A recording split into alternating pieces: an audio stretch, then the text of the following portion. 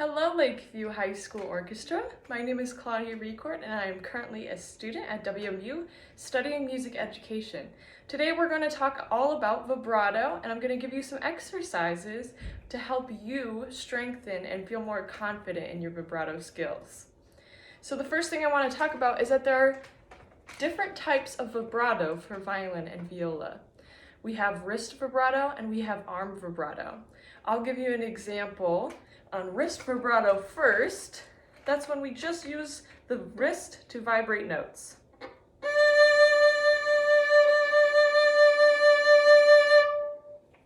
Or we can use arm vibrato, which involves the whole arm, creating that vibrato motion.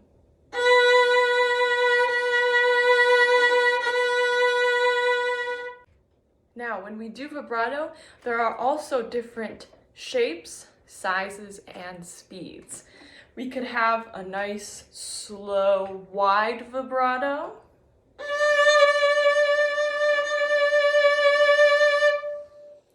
To give you an example, I'll use Sweet New Moon to show that nice, wide, juicy vibrato.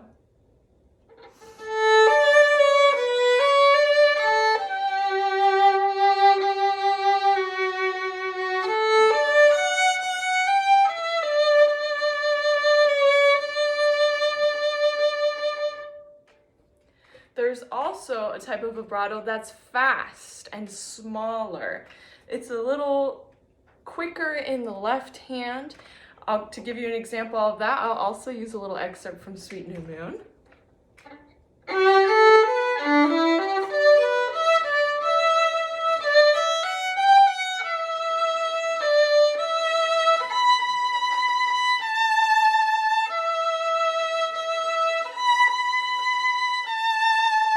You can see my fingers going a little faster than the other example. All right, to start these vibrato exercises, we're actually going to start without the instrument. So go ahead and set yours aside. As you could see in those examples I was giving you, that motion of vibrato is back and forth with the wrist or with the arm. We're going to focus on the wrist today. So this first exercise you can do, I like to think of vibrato as almost a knocking motion. So what I want you to do is hold your air instrument, air violin, air viola, and I want you to take your left hand and knock forward 5 times like this. 1, 2, 3, 4, 5. Just like that. Nice big knock. Let's do it again. 1, 2, 3, 4, 5. Make sure when you do a knock, you start at playing position, knock forward, and end at playing position. Now we're going to do it, but we're going to knock backwards 5 times like this. 1, 2, 3, 4, 5. Now you try it. This kind of creates an exercise for us to loosen up our wrists and get used to that motion before we just try and start it on the instrument. Sometimes taking our instruments and putting them aside and just working those muscles, it's kind of like a workout. It makes it a little easier for us to think about the motion. So we can do that. We can also do that knocking motion by tapping our shoulders. 1, 2, 3, 4, 5. 1, 2, 3, 4, 5. It's like a mini workout for your wrist. You can also tap your head. 1, 2, 3, 4, 5. 1, 2, 3, 4, 5. Really think about flexibility in the wrist. No tension in the wrist, arm, or shoulders. Another fun exercise you can do with that knocking motion is to, if you have an egg shaker or what like I'm using, a salt shaker, you can use that to create a rhythmic sound so we can hear those beats. 1, 2, 3, 4, 5. 1, 2, 3, 4, 5. All right. All right, I think we're ready to add our instruments now. The next exercise we're going to do is that same knocking motion, except now we're going to be doing it on our instrument in 3rd position. So let's knock forward 5 times. Ready? 1, 2, 3, 4, 5. Make sure we're starting and ending in that playing position. And all we're going to do really is just tap that string. I don't know if you can hear it. We're also going to go backwards 5 times. 1, 2, 3, 4, 5. Now to make it a little more interesting, let's try speeding that up so that we can prepare for that fast vibrato if we ever want to use it. 1, 2, 3, 4, 5. 1, 2, 3, 4, 5. Can you go even faster? Why don't you go ahead and try it? All right, once you get that under your belt, the next exercise, or the next step really, is to add a sliding motion. So what I mean by sliding motion is we're still going to be doing that knocking motion, except we're going to be sliding on the A string on a harmonic.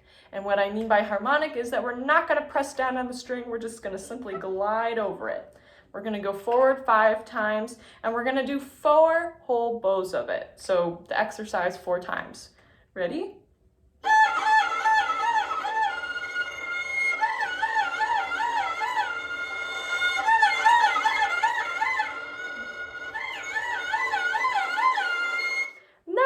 Sound, but it's going to be very beneficial for your vibrato skills. All right, let's go backwards 5 times and 4 bows again.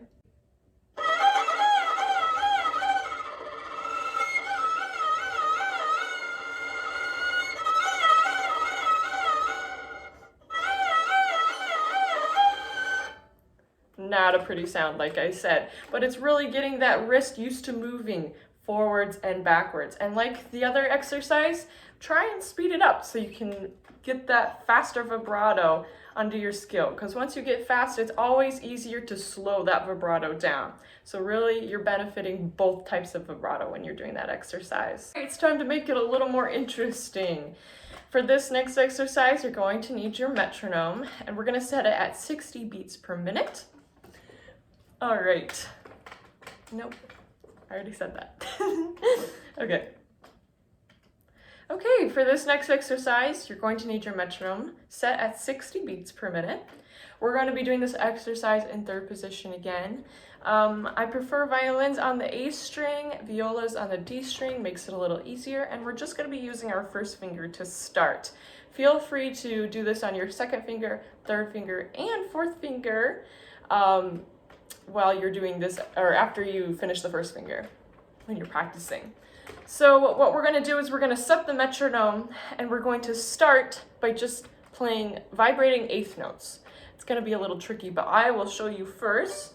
We're going to do this in nice 1 long bow.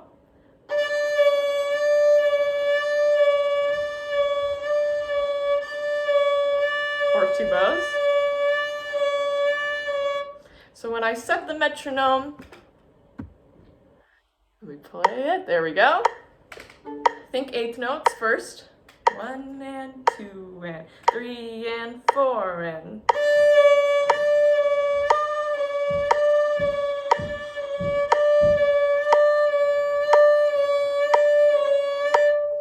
So that might start to feel a little easier after a while.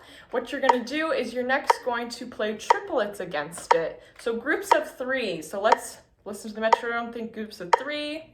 Triplet, triplet, triplet, triplet, triplet.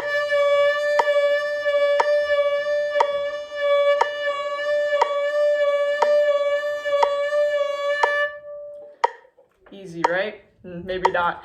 To challenge yourself even more, I want you to try and do 16th notes or vibrate 16th notes. So let's listen to the metronome. 1 E and a 2 E and a 3 E and a 4 E and a...